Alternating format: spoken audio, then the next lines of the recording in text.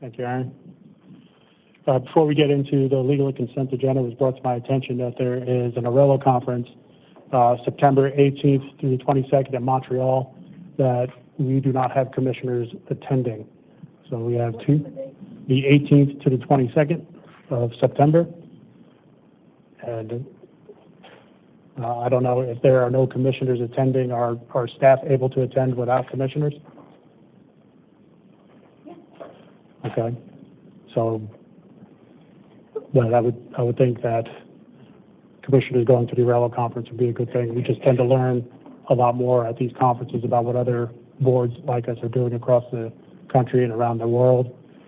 So if commissioners are available to travel to Montreal, you have your passports, because I understand there's quite a backlog. So if you don't have it now, you're not going to get it by by September. So are there commissioners scheduled to go, or do we need? Mr. Chairman, my understanding is that there are no commissioners scheduled at this time. My understanding is that those dates had been discussed and that no one was available. However, if that should change, those commissioners are welcome to reach out to me. I will say, given the tight timeline at this point, just with F&A and the approvals that are necessary for travel out of the country and also the registration with Arello, can't guarantee that will be possible. But certainly, if anybody is free and has an interest, we'll do our very best. But cannot guarantee that. Okay. So close to the date. And you want them to contact you? Yes, sir. If they want to reach out to me directly, I'm happy to facilitate that. I think staff has.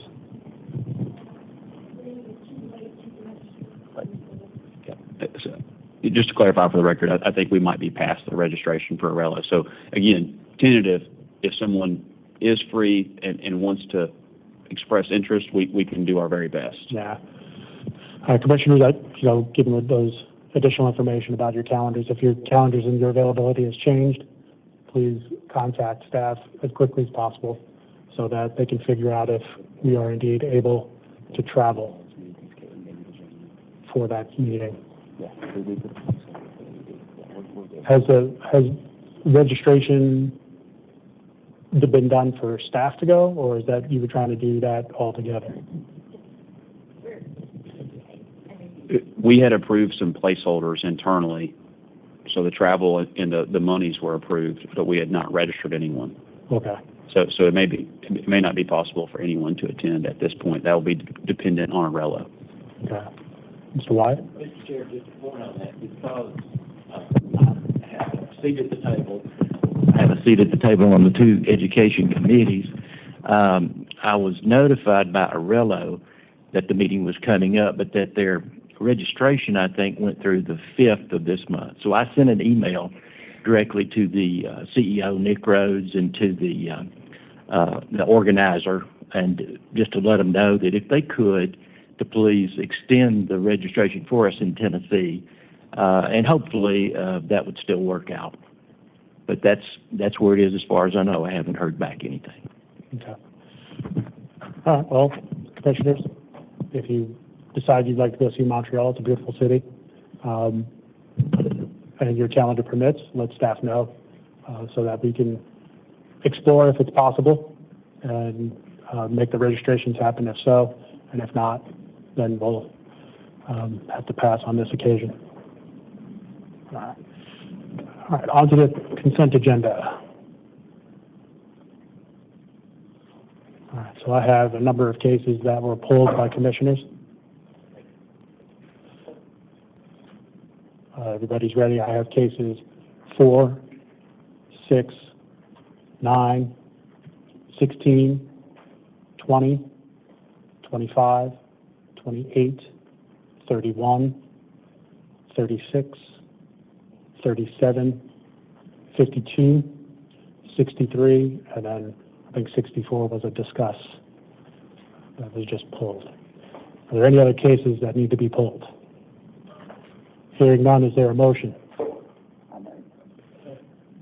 The motion is to accept council's recommendation on those cases that were not pulled. This is motion by Ms. Smith, seconded by Mr. Moffitt. See, I told you I'd get you. Any discussion? Hearing none, all those in favor of the motion say aye. Aye. All opposed say no. That motion carries 8-0. case number 4. Who pulled case 4? Is that me? I did. Did you pull it through? It's possible.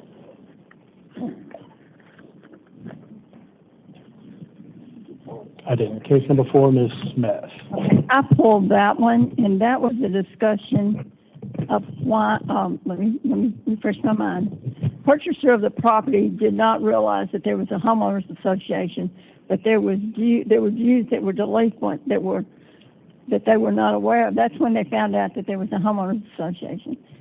So I'm just concerned that the person that sold the house is the licensee and the owner, but they were in arrears on the homeowners association, and those are typically on the settlement statement. So I was just concerned about the information you might have. To clarify, Commissioner Smith. Okay. Me? Sorry. That's me, I'm sorry.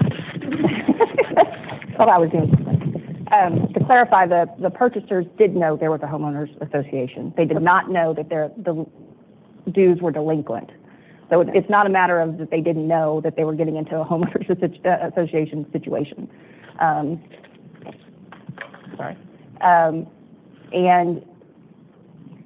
the respondent said that they didn't know they were in arrears, that they would have, that they were embarrassed, and that they would have taken care of that prior to selling the house if they had known it. So I don't know if I don't know that it rises to the level of a violation that we would address, but it certainly was, I think, careless on their part. But they did make the now homeowner whole, and the complainant did later say, we're good, everything's been taken care of, and we don't want to move forward with the complaint. Okay. Thank you for that clarification. Yes, ma'am. That's why I wondered why it wasn't on the HUD, on the settlement. Move to accept council's recommendation. I have a motion by Commissioner Ferris to accept council's recommendation, seconded by Commissioner Torbett. Any further discussion? Hearing none, all those in favor? Aye. Any opposed? That motion carries 8-0. Number 6. I don't have the names of who pulled the cases, so, okay, Commissioner. Somebody else pulled it? Somebody else pulled it? No. Okay, and the reason I was questioning that was it appears, let me refresh my mind just a second, that there was a cash offer on a property. I think my question was, did that property sell for less than market value? Let me go back in a second. Looks like they came to parents and convinced them to sell. It's the language that's used. Mm-hmm. And that supposedly the parents didn't know what they were signing and was not provided a copy. But then they go on to say that they made the cash offer, and the sellers did sign and seemed to be happy with the outcome. I'm sorry. Yes, ma'am. And I understand that there were no violations as far as contracts and purchase agreements and those things. Mm. But we always question a little bit of, was there lower price given than the market? I think that almost appears to be what the complaint is. So I have spoken recently with the complainant, who, as I said, is the adult child of the previous homeowner. They feel that that their parent was inexperienced and possibly naive, and they do still feel like they were somewhat taken advantage of.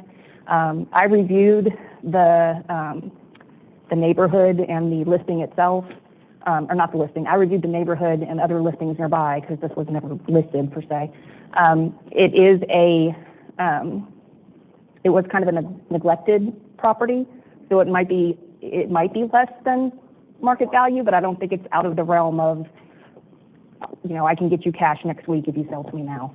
And the seller has not complained either. So I told them that I had some similar concerns about being taken advantage of. I would say that maybe we can close and flag this one if another complaint comes up with this same respondent. So at least then we have a paper trail, so to speak, which is what I indicated that we could do to the complainant, that might be appropriate here. But I like you said, I don't feel like it, again, rises to the level of something that we can address right now. So no indication in the record as far as the seller having diminished capacity or? No, and the complainant said that they were, again, maybe naive or inexperienced might be a better, but there's no, because I pointedly asked, is this a competence issue or is this? Was the seller represented by an agent? No. No agent.